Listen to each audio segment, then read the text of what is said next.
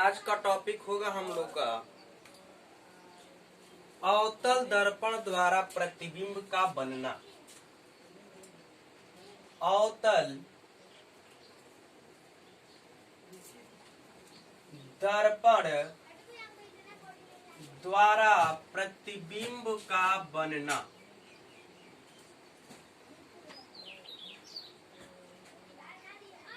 अवतल द्वारा प्रतिबिंब का बनना। मुख्य रूप से दर्पण दो प्रकार के, अवतल दर्पण, उत्तल दर्पण। और हमें पढ़ना है कि अवतल दर्पण द्वारा प्रतिबिंब बनता है तो ये किस प्रकार से प्रतिबिंब बनता है, कितने कंडीशन बनते हैं। इसको जानने के लिए सर्वप्रथम हम परसों या पिछले वीडियो में हम लोग पढ़े थे कि इसके कितने नियम होते हैं, प्रतिबिंब बनाने के कितने नियम होते हैं। तो हम लोग पढ़े थे पहला हम लोग पढ़े थे नियम, इसका पहला रूल पढ़े थे हम लोग कि जब कोई यहाँ पोल होता है, यहाँ फोकस होता है, यहाँ सी होता है, तो जब कोई प्रकाश किरण अनंत बिंदु से होकर आती है, अनंत बिंदु से आती है तो दर्पण से टकराती है और टकरा करके परावर्तन होता है। टकरा करके परावर्तन होता है और परावर्तन के बाद वह फोकस बिंदु से ही गुजर जाती है। फोकस बिंदु से ही गुजर जाती है तो ये प्रकाश की जो किरण जा रही है, इस जाने वाली किरण को हम कहेंगे आपतित किरण। आपतित किरण, इंसिडेंट रे। और जो टकराने के बाद परावर्तन होता है वो परावर्तित किरणें या रिफ्लेक्टेड रे कहते हैं। पहला नियम था। दूसरा रूल ये कह रहा था, दूसरा नियम ये कहता है, ये अवतल दर्पण है। अवतल दर्पण का मुख्य अक्ष यहाँ P है, यहाँ F होता है और यहाँ C होता है। अगर कोई प्रकाश किरण वक्रता केंद्र से होकर जाती है तो दर्पण से टकराने के बाद अर्थात परावर्तन के बाद वह अपने माध्यम में वापस लौट जाती है। तो ये हमारा ये सेकेंड रूल कहता है। थर्ड रूल ये होता है कि जब कोई प्रकाश किरण PFC कि जब कोई प्रकाश किरण F से होकर जाती है, जब कोई प्रकाश किरण F बिंदु से होकर जाती है तो दर्पण से परावर्तन के बाद वह मुख्य अक्ष के समांतर हो जाती है। ये हमारे 3 ठो रूल हुए, 3 ठो नियम है। और यही 3 नियम, इसी 3 नियम के अनुसार हम प्रतिबिंब को जानेंगे कि प्रतिबिंब किस प्रकार बनाया जाता है या प्रतिबिंब किस प्रकार बनता है। तो प्रतिबिंब बनने के कंडीशंस हैं।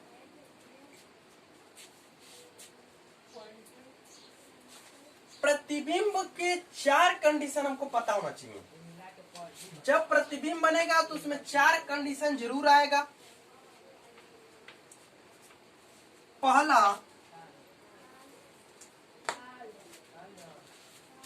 पहला कंडीशन बनेगा कि प्रकृति का विन्यास क्या है, प्रतिबिंब का प्रकृति क्या है।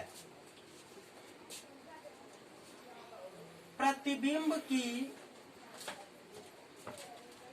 प्रकृति क्या है। दूसरा कंडीशन बनेगा प्रतिबिंब की विन्यास क्या है। तीसरा कंडीशन बनेगा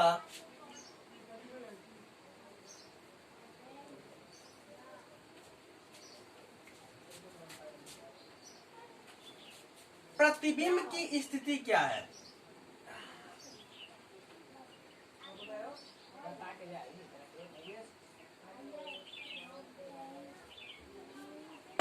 पहला कंडीशन प्रतिबिंब की प्रकृति क्या है, प्रतिबिंब का विन्यास क्या है, प्रतिबिंब की स्थिति क्या है, और चौथा बनेगा प्रतिबिंब का आकार क्या है।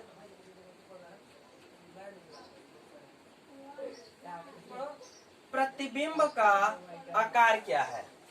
ये 4 कंडीशन बनेंगे। तो इस 4 कंडीशन में देखेंगे पहले हम कि 4 कंडीशन में देखेंगे कि प्रकृति मतलब होता क्या है। प्रतिबिंब, अच्छा मैं 2 चीज का परिभाषा, ये केवल हम लोग जो पढ़ रहे हैं ये केवल पेपर की तैयारी के लिए है। हम लोग पेपर की तैयारी कर रहे हैं। अगर इसको डिटेल में हम जाने तो पहले जानेंगे कि वस्तु क्या होता है, वस्तु क्या है, दूसरा जानेंगे प्रतिबिंब क्या होता है, ये सब जानेंगे छोटे छोटे चीज। प्रतिबिंब 2 प्रकार के बनेंगे, पहला बनेगा वास्तविक प्रतिबिंब, दूसरा बनेगा आभासी प्रतिबिंब। तो ये सब डिटेल में हम लोग जानेंगे, ये सारे चीज हम डिटेल में जानेंगे। चूंकि हमको पेपर के लिए पढ़ना है तो ये सब पेपर में पूछा नहीं जाएगा कि प्रतिबिंब का परिभाषा लिखिए, प्रतिबिंब कितने प्रकार, वस्तु की परिभाषा लिखिए, ये सब हमको पेपर में नहीं पूछेगा। जो चीज पेपर में पूछा जाए उसी को हमको जानना है। चलिए आगे देखते हैं। तो प्रतिबिंब की प्रकृति क्या है, प्रकृति के बारे में जानेंगे। तो जब प्रकृति पूछेगा तो इसका मतलब पूछ रहा है कि प्रतिबिंब या तो वास्तविक होगा या तो आभासी होगा। अब बताएंगे, जब प्रतिबिंब बनाएंगे तो बताएंगे कि वास्तविक कब बनेगा और आभासी कब बनेगा। इसके बाद प्रतिबिंब का पहले आकार देख लेते हैं। प्रतिबिंब का आकार क्या मतलब कि यह वस्तु से छोटा है या बड़ा है, वस्तु से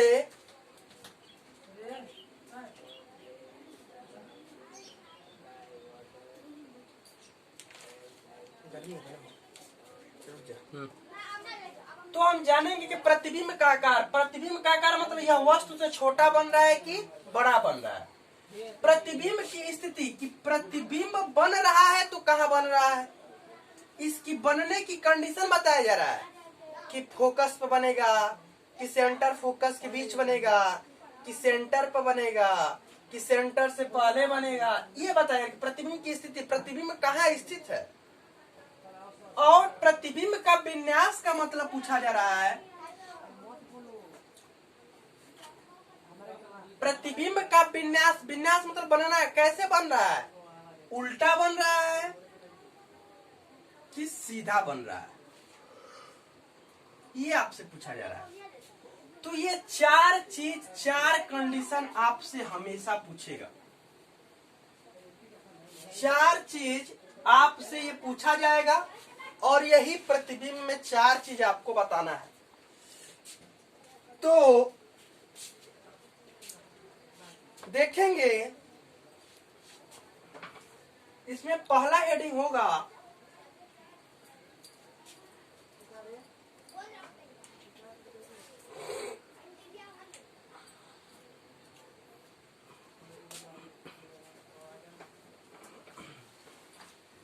इसमें पहला हेडिंग आपका बनेगा अगर वस्तु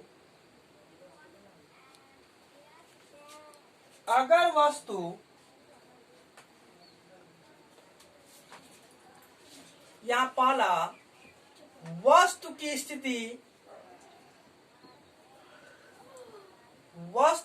स्थिति अनंत दूरी पर हो,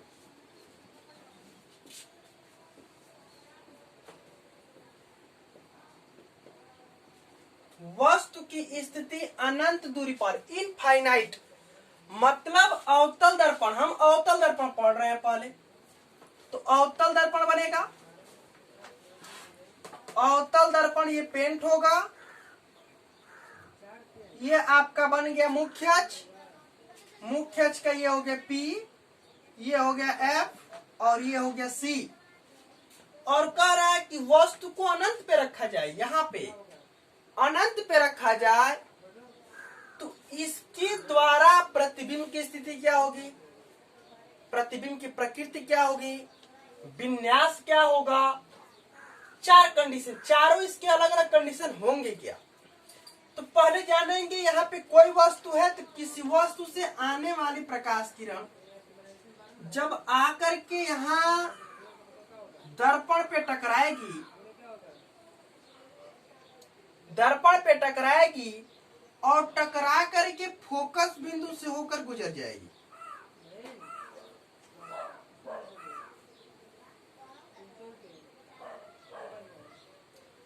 तो ये प्रकाश किरण सब की सब प्रकाश किरण जा रही है और यहाँ पे टकरा रही है।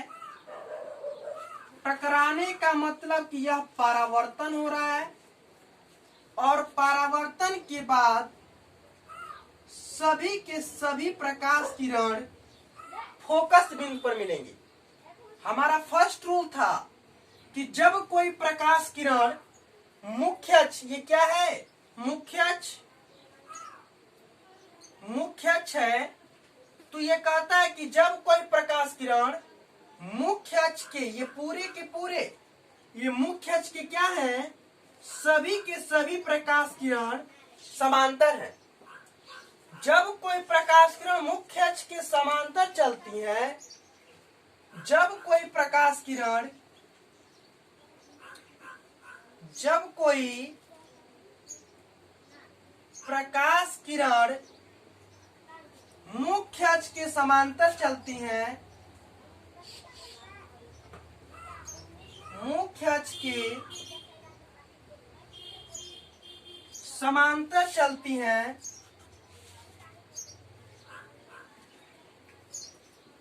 तो दर्पण से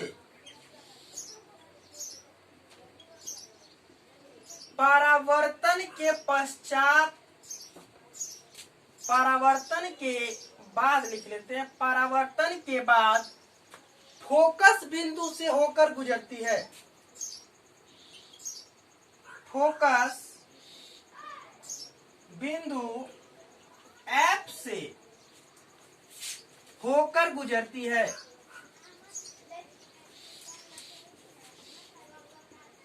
होकर गुजरती है। अब जहां से सभी के सभी प्रकाश के जो परावर्तित किरणें मिलेंगी, जहां पर सभी के सभी प्रकाश की परावर्तित किरण मिलेंगी, वहीं पर उस वस्तु का क्या बनता है, प्रतिबिंब बनता है। वहीं पर उस वस्तु का क्या बनेगा, प्रतिबिंब बनेगा। अर्थात जहां पर परावर्तित किरण काटेगी तो उसके कटान बिंदु जो होगा, जहां पर काट रही है, जहां पर परावर्तित काट रही है, परावर्तित किरण काट रही है, और उसके काटने की जो कटान बिंदु होगी, जो कटान बिंदु होगा, वहीं पर क्या बनेगा, उसका प्रतिबिंब बनेगा। तो सभी के सभी प्रकाश किरण फोकस बिंदु पर काट रही है, इसलिए प्रतिबिंब कहां बन रहा है, तो फोकस बिंदु पर बन रहा है। दूसरी बात, ये मेरा मुख्य अक्ष है,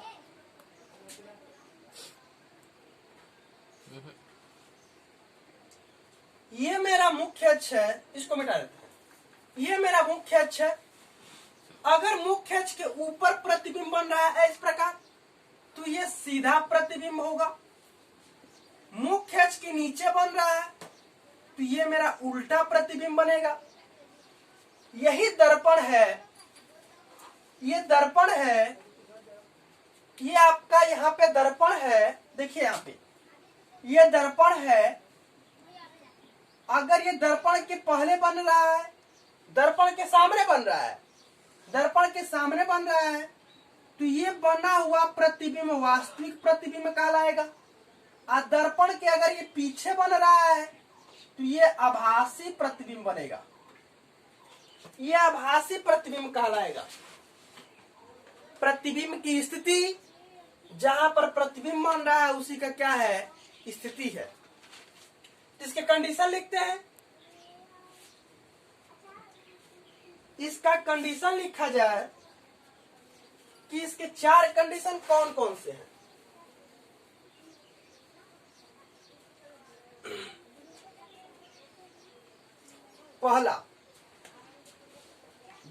पहला लिखेंगे प्रतिबिंब की स्थिति है। तो प्रतिबिंब की स्थिति कहाँ है? तो प्रतिबिंब कहाँ बन रहा है? फोकस बिंदु पर। कहाँ बन रहा है? फोकस बिंदु F पर बनता है। तो ये क्या हुआ? प्रतिबिंब की स्थिति हुआ। तो प्रतिबिंब की स्थिति कहाँ है? फोकस बिंदु पर। अर्थात प्रतिबिंब कहाँ बन रहा है? फोकस बिंदु पर। दूसरा पॉइंट ले लेंगे, इसकी प्रकृति क्या है?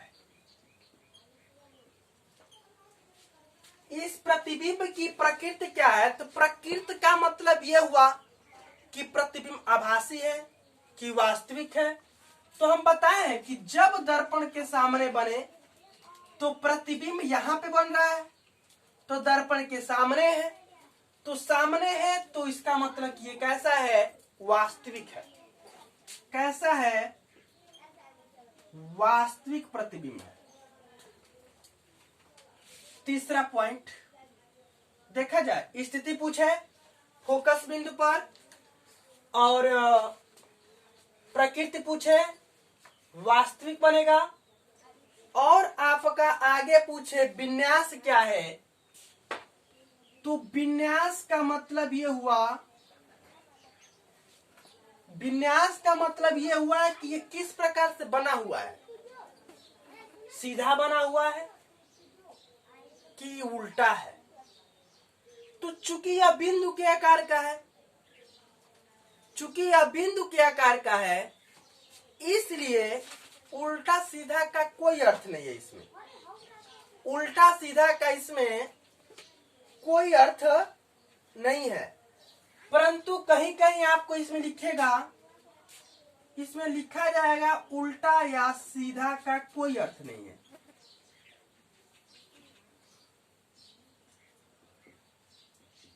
कोई अर्थ नहीं है। अथवा इसमें कहीं कहीं आपको मिलेगा इसका प्रतिबिंब कैसा बनता है? उल्टा बनता है। यह बिंदु के आकार का है। जब यह बिंदु के आकार का है, इसलिए यह पता नहीं चल पाता है कि यह उल्टा है कि सीधा है। लेकिन कहीं कहीं आपको मिलेगा कि इसका प्रतिबिंब किस प्रकार बनता है? उल्टा बनता है। अब देखा जाए इस प्रतिबिंब का आकार क्या है। तो प्रतिबिंब का आकार क्या है? यह बिंदु के आकार का है। यह किस प्रकार का है? तो यह बिंदु के आकार का है। प्रतिबिंब किस प्रकार का है? इसका आकार पूछे आपसे, तो यह बिंदु के आकार का है। ये आपके 4 कंडीशन बन गए। ये आपके 4 कंडीशन बन गए। या इसे लिख सकते हैं अत्यधिक छोटा भी है, बिंदु के आकार का है, अथवा अत्यधिक छोटा है। तो आपसे पेपर में किस प्रकार पूछा जाएगा कि वस्तु की स्थिति अनंत दूरी पर हो। अगर अवतल दर्पण में वस्तु की स्थिति अनंत दूरी पर हो तो चित्र सहित प्रदर्शित करके बताइए कि उस वस्तु का प्रतिबिंब स्थिति, प्रकृति, विन्यास, आकार किस प्रकार का होगा। तो हमें पता होना चाहिए कि जब कोई वस्तु अनंत दूरी पर है, जब कोई वस्तु अनंत दूरी पर है तो अनंत दूरी से चलने वाली प्रकाश किरण मुख्य अक्ष के समानांतर हो जाती हैं और दर्पण से टकराने के बाद वह फोकस बिंदु पे आकर के मिल जाती हैं। जहां पर सभी प्रकाश किरण मिलती है वहीं पर उस वस्तु का प्रतिबिंब बनता है। तो इस वस्तु का स्थिति क्या होगी, मतलब प्रतिबिंब कहाँ बन रहा है? तो फोकस बिंदु पर बन रहा है। अच्छा, इसकी प्रकृति क्या है? वास्तविक है। क्यों? क्योंकि यह दर्पण के क्या बन रहा है? सामने बन रहा है। इसका विन्यास क्या है? तो इसका उल्टा सीधा का कोई अर्थ नहीं है। अथवा लिख सकते हैं कि यह उल्टा बनता है। और इसका आकार का है तो यह बिंदु के आकार का है, या लिख सकते हैं कि अत्यधिक छोटा है। अब हम अगला इसका सेकेंड नंबर देखेंगे। इसका सेकेंड नंबर देखा जाएगा।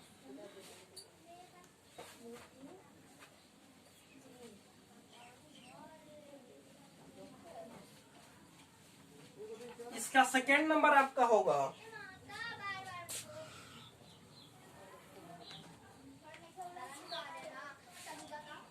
अगर वस्तु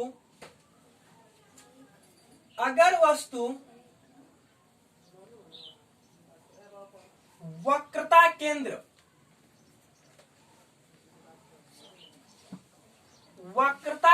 से अधिक दूरी पर हो,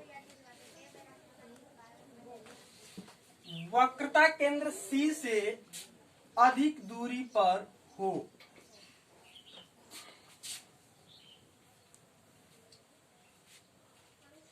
पूछा जा रहा है कि अगर वस्तु वक्रता केंद्र के अधिक दूरी पर हो तो इसके द्वारा प्रतिबिंब किस प्रकार का बनेगा। वस्तु हम पहला पढ़े थे, देखा जाए ध्यान से देखिए, आप लोग एकदम समझ में आएगा, श्योर है। पोल हो गया, ध्रुव हो गया, ये इस पोल को ध्रुव कहते हैं, और ये आपका फोकस बिंदु है, ये आपका वक्रता केंद्र है। मैं पढ़ा था पहला कंडीशन की वस्तु अनंत दूरी पर हो। अब कह रहा है कि अनंत दूरी से नहीं, अब अनंत दूरी से और आगे बढ़ाया जाए तो कहाँ होगा, वक्रता केंद्र होगा। और वक्रता केंद्र कहाँ हो, अधिक दूरी पर हो, C से अधिक दूरी पर, मतलब कि यहाँ पे हो,